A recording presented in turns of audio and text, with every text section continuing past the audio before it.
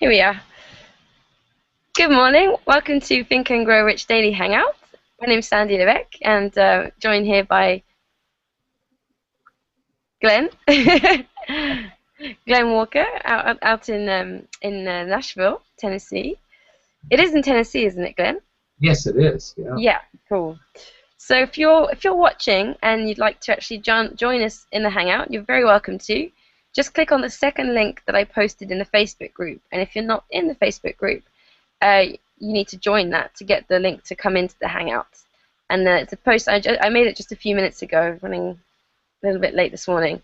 But you can click onto that at any time. If we're reading, just mute yourself when you come in. You can do that just after you've joined the Hangouts. So we're here to read from Napoleon Hill. Today we're actually reading from lecture notes that he did in the 50s called Your Right to be Rich. And this is like Sandy, go on. I noticed we're I think on the last page on that one, I believe. Yeah, exactly. We don't have very much left of it. We're on I think page 24. So I'm just gonna get it. Would you like to read, Glenn, or I can read it? I don't mind. No, well, you pretty much started that, and there's only one page to go, so maybe you could go ahead and finish that. Okay. Right? And then maybe you can start with the second one. Yeah, the next one. With the next one, sure. That would be great. Okay. So how are you gonna go? Oh, I'm on the wrong one. I was like, I don't recognize this, and that's because I just skipped through to the next one we're gonna go on. Okay, so yesterday we were reading about having a definiteness of purpose, and a purpose that's so strong you become like a bulldozer. You bulldoze everything that's in your way. Because the day before that we talked about adversity. So here we go. And he's talking about how you have to focus your mind. And I'm quite excited to add something that I discovered after we did yesterday's hangout. So okay, so the last sentence was, if your mental attitude... Oh, I haven't screen shared. Sorry, I just realized. Not as interesting to watch someone speak. Here we go. Okay.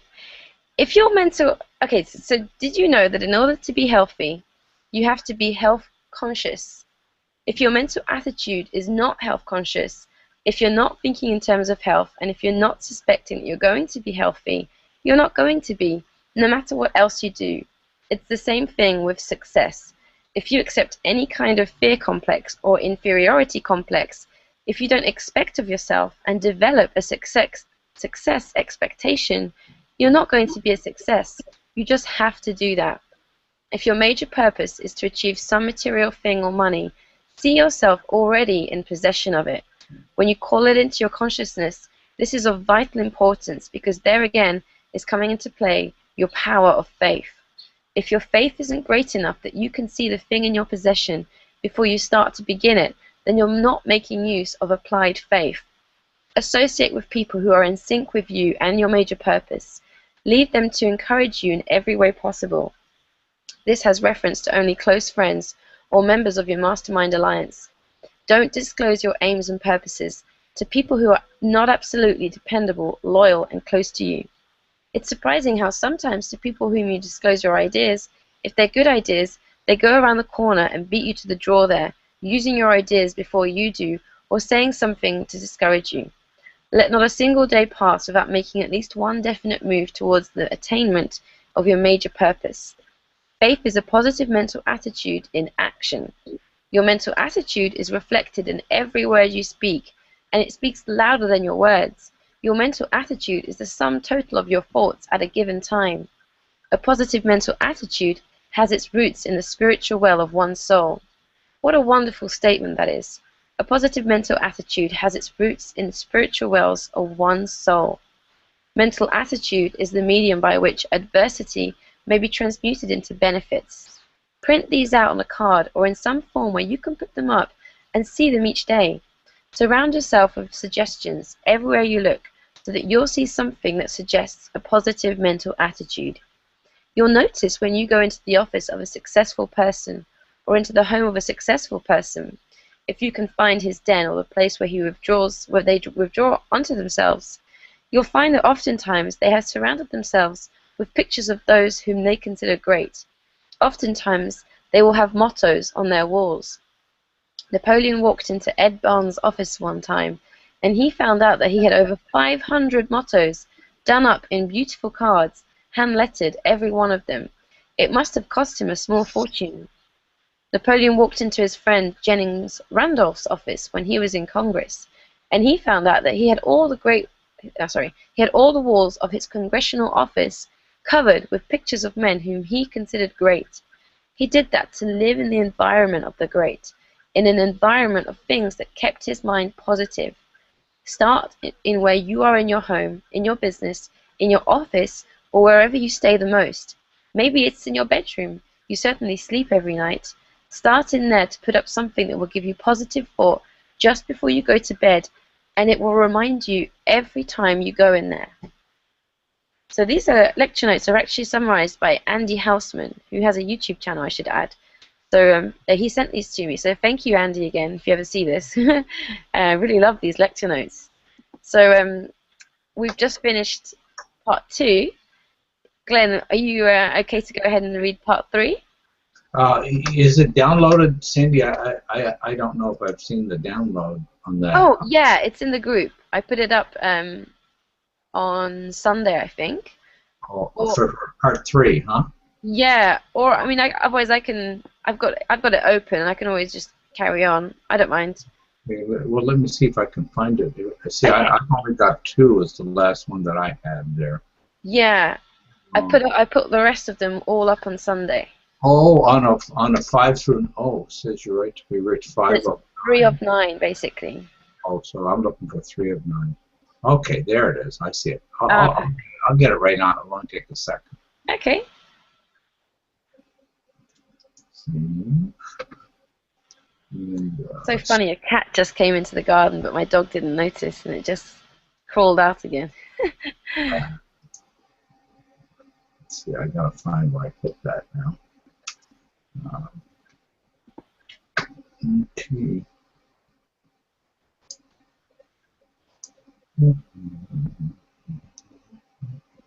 So it starts with humility of the heart. Yeah. I'm still trying to locate it to put it in the right place on my desktop to open it here. Oh, okay. Yeah. Let's see. Where did I put that? Let me do it again. And while you're doing that, I can just add that people can actually watch the lectures that we're reading the notes from. There's a link at the start of each one, and it's actually Napoleon himself speaking this, so it's quite interesting. I watched one the other day. Okay, I'm just about there. Yay! Thank you, Glenn. Let's see. And I can also add while you're doing that, just so that people have something to watch. I heard a funny story about a lady in the profession that I'm in.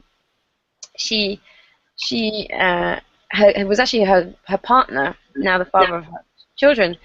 He said the first time he ever went to her house, he couldn't believe it because she had notes all over the house, like little notes of I can do this, I can do that, and her targets.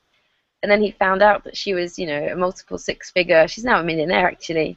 And he was like, okay, that's why. So what Napoleon was suggesting at the end there, that works. See this. I'm having a hard time doing this. Okay, there we go. Okay, I've got it finally. Okay. And we'll open it up here and expand it, and then I'll screen share. Okay, cool.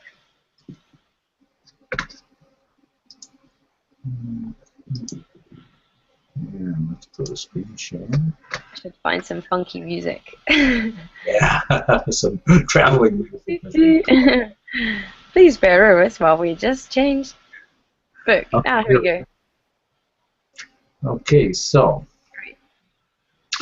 humility of the heart based upon a keen sense of modesty. Napoleon didn't know of anything as wonderful as having true humility of the heart. When Napoleon thought about criticizing anybody for anything, and sometimes there was times when he did have to criticize people, but always inside of him, where he found it necessary to express disapproval of anything anybody does. Inside of him, he would say, "Will God pity us all?" For the grace of God, Napoleon would be the man that he's over there criticizing. Maybe Napoleon had done things 10 times as bad as the thing he was criticizing him for. In other words, he tried to maintain that sense of humility on his heart, regardless of what happened to him that was unpleasant. The more successful he became, the more he observed the feeling of humility of the heart, recognizing that after all, whatever successes he had was due entirely through the friendly, marvelous love, affection, and cooperation of other people. Without that, he would never have spread himself over the world the way he had. He could have never benefited the people he had, and he could have never grown the way he had grown. Personal magnetism, that is reference to the sex emotion, an inborn trait of only one of the traits of personality which cannot be cultivated, but it can be controlled and directed to beneficial uses. The most outstanding leaders, salesmen, speakers, clergymen, lawyers, lecturers, teachers, the most outstanding in every field of endeavor, as a matter of fact, are people who have learned to transmute sex emotion. That is to say, convert that great creative energy into doing the thing that you want to do most at the time being. That word, transmute, is something to conjure with, something to look up in the dictionary to make sure you understand what it means. You're going to make discoveries about yourself. You're going to find out that when you really come down to answering these questions and giving yourself a rating, that you have certain weaknesses you didn't know you had, and you have certain strengths that you perhaps undervalued. Let's find out about ourselves to see just where we stand and what it is that makes us tick, why people like us, why people dislike us. Napoleon could lay his finger right on keeping you from being popular if you are not popular. You can do the same thing. Learn to analyze people starting with yourself. Find out what it is that makes people popular and also what makes them tick. When you do that, you'll have one of the greatest assets that you can possibly imagine. Going the extra mile means the rendering of more service and better service than you're paid to render. Doing it all the time and doing it in a pleasant, pleasing mental attitude. One of the reasons why there are so many failures in the world today is that the majority of people do not even go the first mile, let alone the second one. Oftentimes, if they go the first mile, they gripe as they go along and make themselves a darn nuisance. If you were like that before you got into this philosophy, you're going to get over it very fast. Napoleon didn't know of any one quality or trait that can get a person an opportunity quicker than to go out of his way or her way to do somebody a favor or do something useful. It's the one thing that you can do in life that you don't have to ask anybody's privilege of doing it. As a matter of fact, if you're going to be free, independent, self-determining, and financially independent at an old age, you might as well just make up your mind that you can never be that useless by a stroke of good luck. A rich uncle or a rich aunt dies, something of that sort, unless you form the habit of going the extra mile and make yourself as near indispensable as you possibly can. Napoleon didn't know of any way that anybody could make himself or herself indispensable except by going the extra mile, by rendering some sort of service that you're not expected to render and rendering it in the right sort of mental attitude. That mental attitude is important. If you gripe about going the extra mile, the chances are that it won't bring you very many returns. Where did Napoleon get his authority, do you suppose, for emphasizing this principle of going the extra mile? What caused him to emphasize that? He got it by looking around and watching the way nature does things. Anytime that you can follow the habits of nature, you're not going to go wrong. Stated conversely, anytime that you fail to recognize the way that nature does things and do not go along, you're going to get into trouble sooner or later.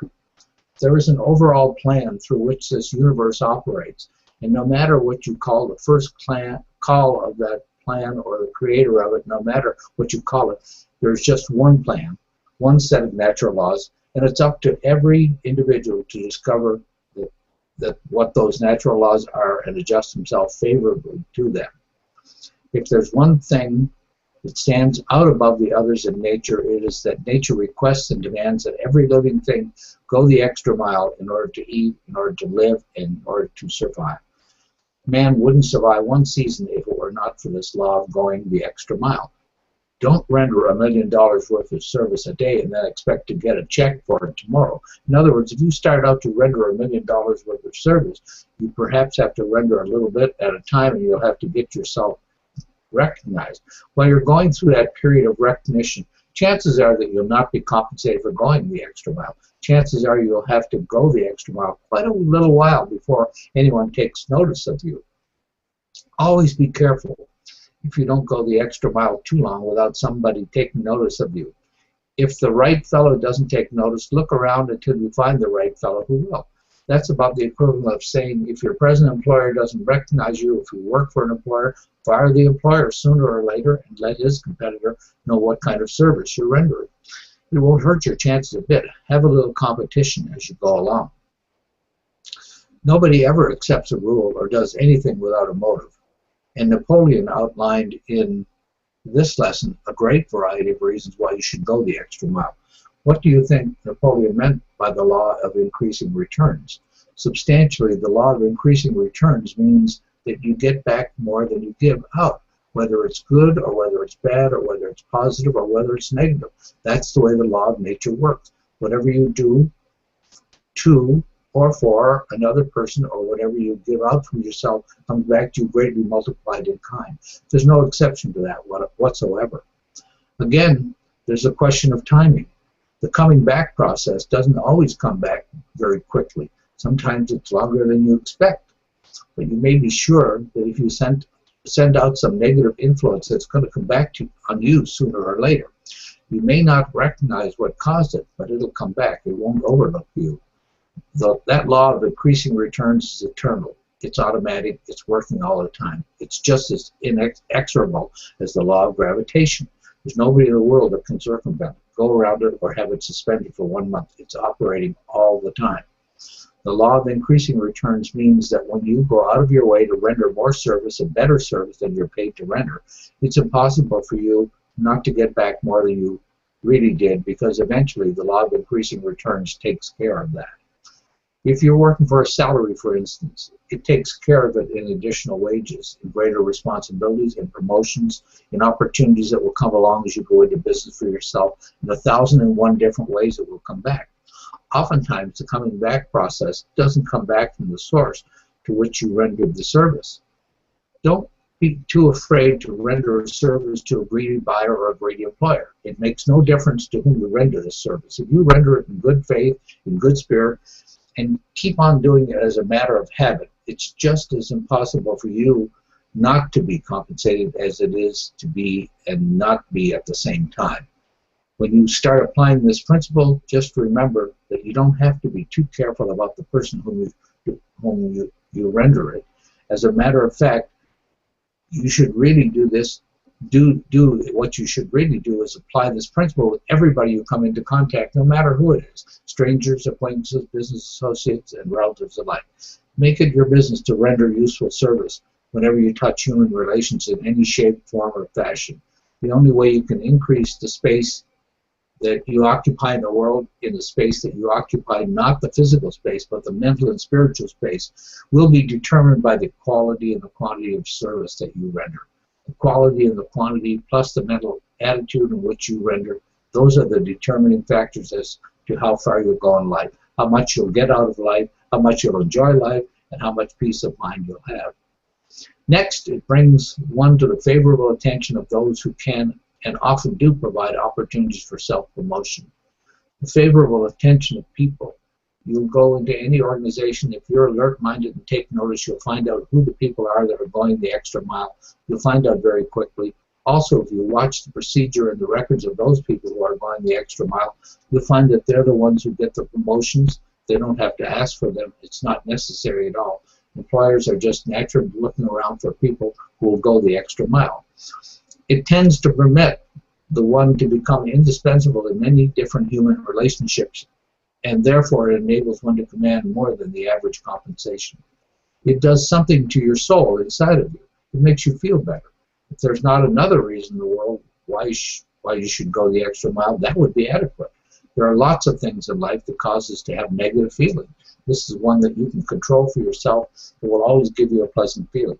If you go back in your own experiences, you'll remember that you never did a kind thing for anybody that you didn't get a great deal of joy out of. Maybe the other fellow didn't appreciate it. That's unimportant.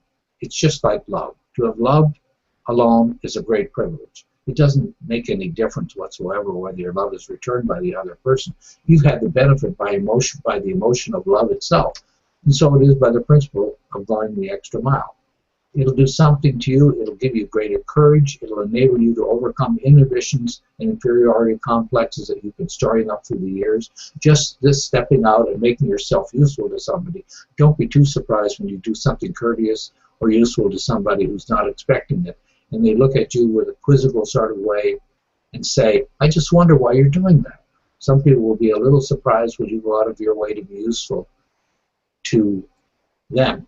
Also, it leads to mental growth and physical perfection in various forms of service, thereby developing greater ability and skill in one's chosen vocation. Delivering a lecture, making up your notebook, whatever it is that you do in life that you're going to repeat, make up your mind that every time you do it, you'll excel all previous efforts on your part. In other words, you're a constant challenge to yourself, and you'll find how quickly you'll grow if you go at it that way. Napoleon never delivered a lecture in his life that he didn't intend to deliver better than he did previously. He didn't always do it, but that was his intention, and it didn't make any difference what kind of an audience he had, whether he had a big class or a small class. He put just as much into a small class as a big one, not alone because he wanted to be useful to his students, but because he wanted to grow and develop. Out of effort, struggle, and the use of his faculty came to growth. Is that a good stopping point, do you think, Sandy? Yeah, Glenn, that's a good idea. Let's stop there. Thank you. What page are you on, just so I can remember for the next? I'm on page 6. We just finished out of effort, struggle, and use of his faculty came growth. Okay, I'm going to make a note of that for when I come back from America, because I know I'll forget. Yeah. Okay, so page 6, out of growth. Cool. Okay, thank you so much for reading that. Yeah, I love it. We have Sergi there, I see. Yeah, welcome, Sergi. Although we can't see you, we can just see your T-shirt. thumbnail. Oh, he's gone, I think. Ah, well, I think he's... are you still there, Glenn? Yeah, I'm still here. Oh, okay, you're still on screen share. By the way. Okay. Yeah, you might want to just click on it and come out. Okay. I think we've lost Sergi. You're welcome to come back on, Sergi, though, if you would like to. So we basically read about the first part was all about, oh God, what I read, I've already forgotten. Your part was all about giving more than you get, and yeah, being about service, right? I mean, really being about service beyond what your original commitment was, right? Try to grow it, as you go. Yeah. Exactly. I just love this, and I love the way that he puts it. That it's not just, don't just do it because you want to get more, but he's coming at it from the view that this makes you feel better, and that's why he does it. You just have more peace of mind, you feel better about yourself.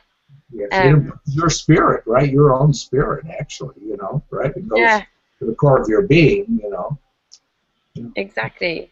Excellent. Yeah. And it and with the it's like someone said, I can't remember who now, but when you give, you actually receive at the same time. It's because I think it was in Wallace Wattles, and I've heard other people talking about it too, that it's like people assume that when you give, you're just sort of giving this that nothing happens for you, but actually, if you see what Napoleon's saying, it's like you're giving, but you actually receive at the same time because you're feeling good, and right. In the act, yes. In the act itself, right? By doing that, and some people will look at that and say, well, why are they doing that? Well, because it's a good thing to do, right? It's a positive thing to do, And even when you're dealing with a clerk at a store or something like that, right? Why not be personable and personal, and say, good morning, and discuss things with them. Why not, right? Why not kind of share your joy with the world too, Exactly. It doesn't take much. No. and it does. I think it's almost like you can sort of, there's a film, Pay It Forward, that came Yes, out in the 90s. Have you seen that, Glenn? I've seen it. Yes. Yeah. Yeah, it's a beautiful film. If people Yeah. watching haven't seen it. Hmm? Oh, it's about a little boy who gets a project at school, which is to change the world. The project has to change the world in some way, and he comes up with this idea to help three people, and to ask them to pay it forwards and to help three people in return, and so on and so on.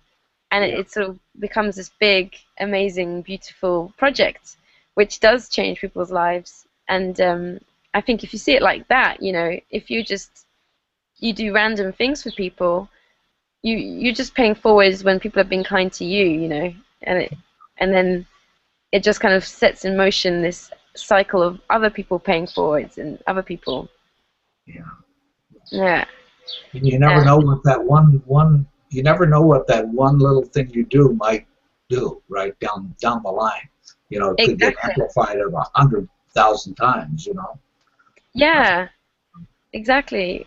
It's like even with this group, when the idea first came into my head, for a while I sort of resisted it a little bit because I thought, oh, I don't want to be tied to a morning thing every day, and I'm not sure that I want to read the same book all the time.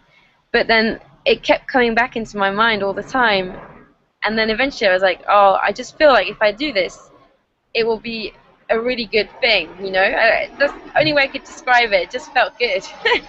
um, and so, I think it was a good act of leadership by you. sorry. I think it was a good act of leadership by you to take that Thank on you. and do that. Thank you. Yeah, I think Yeah. it's inspiring. It's an inspirational thing. Thank. Oh, yeah. And what I was going to add is that, I wouldn't have predicted that people like the lady I shared her testimony a couple of weeks ago. That she said that our group and something you said, Glenn, helped her give birth to her son. you know, Yeah, yeah.